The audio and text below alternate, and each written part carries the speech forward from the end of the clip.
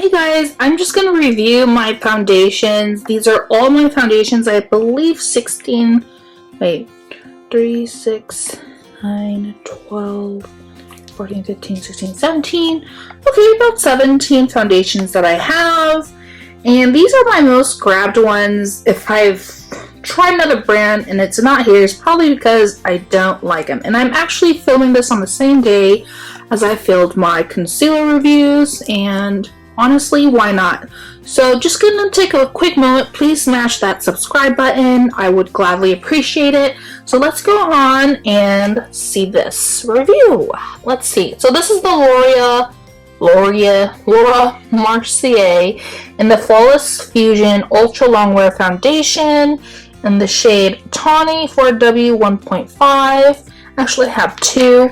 I'd have to say these are like, I've probably gone at least through 5 bottles of these already. I mean, medium to full coverage. It's more on the between medium and full coverage. Like, it's directly in the middle on that spot. I'd have to say the color is such a perfect match for me. It's hard to find any foundation out there that has the perfect amount of yellow and olive in one light shaded color. So this is just the perfect match for me. Next, of course, I'm going to talk about this one. This is the most recent new viral foundation. I really like that it's in the squeeze tube with a really interesting pump. It kind of reminds me of Wander Beauty with their products. So this is the Beautiful Skin Foundation from Charlotte Tilbury. It's in the shade 6 Neutral. I'm in love with it. I love it. Like, if I feel like I don't want to wear a lot of foundation, I put on my NARS or some sort of heavy concealer to spot conceal, and then put this on and it looks like full coverage. And this is gorgeous. Like, I could use 3 to 4 pumps of this. Like, it's going by pretty quick. So I try to mix this with any other foundation, and it gives such a nice soft glow. Not too much glow. It's like a healthy looking glow. And this is for talking about someone who loves foundation and who has really oily skin. So this is my top favorite, number one, alongside the Laura Mercier, but this one beats it, is the Airbrush Flawless Foundation. Gosh, I can't speak today. And this is in the shade 7.5 Neutral. I made the mistake of purchasing one before that was 7.5 Warm, and it was warm. And I was like, this is either they changed formula or not. I don't know, but there's a warm and neutral of the 7.5. I don't know about the other numbers. I'd have to say this is more leaning towards on the yellow side, slightly olive, but yellow, and I just love it because, you know, I have a lot of yellow pigmented skin, and, you know, I'm also part Asian, so this is just a gorgeous, I mean, it screams out Hollywood with the simple lines, just very round and oval and sweet, and it's like, what would you call this kind of glass? It's not like a shiny glass. It's, oh gosh, I had the word on the tip of my tongue. Not stained glass, but anyways, this is just, I just love it. It's gorgeous. Next, here's a big favorite of everyone. I mean, there's this viral on, any platform on social media when it comes to makeup, and it's the NYX Full Coverage Can't Stop Won't Stop foundation, and I have it in nude. I think the number is 6.5. I'm not sure if there's numbers on this. I could be reading it wrong. Not my most grabbed, but I have to say it's a medium coverage, but it's not close to light. Light to medium, but less medium, if that makes any sense. So just because of that, I don't grab it. It is a gorgeous shade, by the way. I just happen to always choose these guys here. I would have to say these are my top ones. Next, here's a really nice one. It's a very sleek, long bottle. It's from Too Faced Born This Way Matte Foundation. It's oil-free, oil-controlling, waterproof, transfer-resistant. It does what it claims. But for some reason, I feel like it's slightly a little heavy on me, slightly a little makeup-y. for my oily skin. If anything, the oils in my pores just don't know where to go, and it kind of makes this even shinier, and it's not a shiny foundation, so just to keep that in mind. Here's a gorgeous one, which is more like it's almost empty, or maybe it is empty. It's the Hourglass Vanish Seamless Finish Liquid Foundation in the shade Buff, and I mean, it's no different from the concealer bottle. Has this light slope there. It feels very nice in the hands. It's just a gorgeous shade. I love it. It's just not full coverage for me. I'd say it's medium to full. I definitely have to, spot myself with concealer and then put it on, and then I'll look very flawless. It's just pretty gorgeous. I'd say it's in between if Charlotte Tilbury and Laura Mercier had a foundation baby, and this would be it. So yeah, no, it's a really good foundation. Here's another one that I saw lots of reviews on, and I'm just like, okay, the blue kind of throws me off because obviously, everything has like a dark cap, but this is very different. It's just in a basic squeeze tube, and this is in the color 30 Light, and this is the Hydromanic Tinted Glow Hydrator, medium coverage.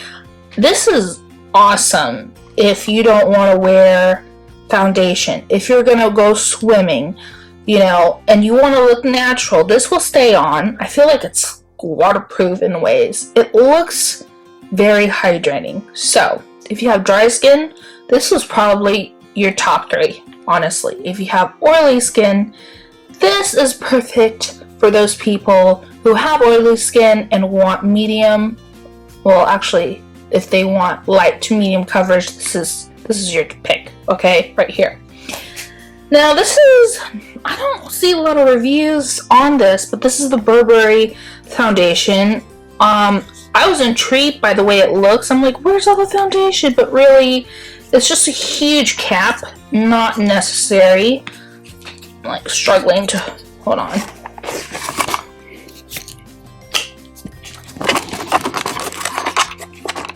Alright, I'm back. So here's the bottle. I mean, it's a very interesting look. It's in the shade 30 in Light Cool, and it's very light for me. I just went by guessing on the site, and what I don't like is that you can't find it in stores. All right, if you order online, it has to be a signal required. You have to be home, and I've like missed my package like 2-3 times, and then got my lipstick stolen when I went to a restaurant.